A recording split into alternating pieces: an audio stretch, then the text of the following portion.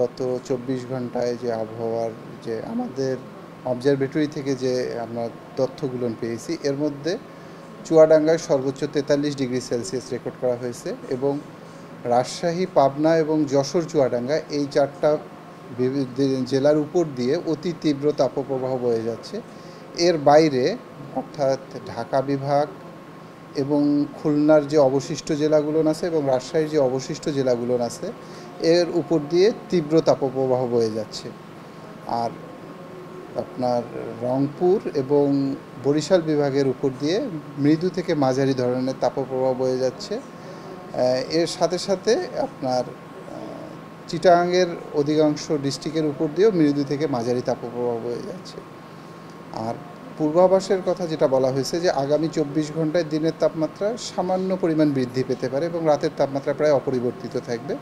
তাহলে এর থেকে মানে আমরা যেটা বলতে পারি যে দেশে বিদ্যমান যে তাপপ্রবাহ এটা সামনের আগামী ২৪ ঘন্টাও অব্যাহত থাকবে। বিকাশে কম খরচে ক্যাশ আউটের লিমিট বেড়ে ৫০,০০০, প্রিয় এজেন্টও ২টা।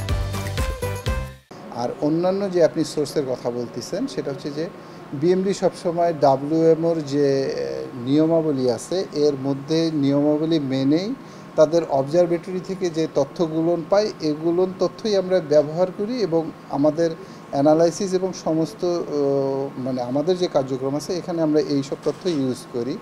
আর আপনি যে ফোনের বা বিভিন্ন ডিভাইসের কথা বলতেছেন এই তথ্যগুলোর ব্যাপারে আমাদের কোনো মানে মন্তব্য নেই। এটা আসলে ব্যক্তি পর্যায়ে আপনি আপনার ফোনে যে তথ্য পাচ্ছেন সেটা আপনার উপর ডিপেন্ড করবে যে আপনি সেটা ব্যবহার করবেন কি করবেন না। রাজধানীতে আজকে ঢাকায় হচ্ছে তীব্র তাপপ্রবাহ যেটা রাজধানীতে আজকে যেটা আমরা ঢাকার যেটা তাপমাত্রা বিকাল ৩টায় রেকর্ড করছি সেটা হচ্ছে যে ৪০.৩ এবং ৪০ থেকে ৪২-এর মধ্যেই মানে এই রেঞ্জের মধ্যে ঢাকা বিভাগের তাপমাত্রাটা ওঠানামা করতেছে।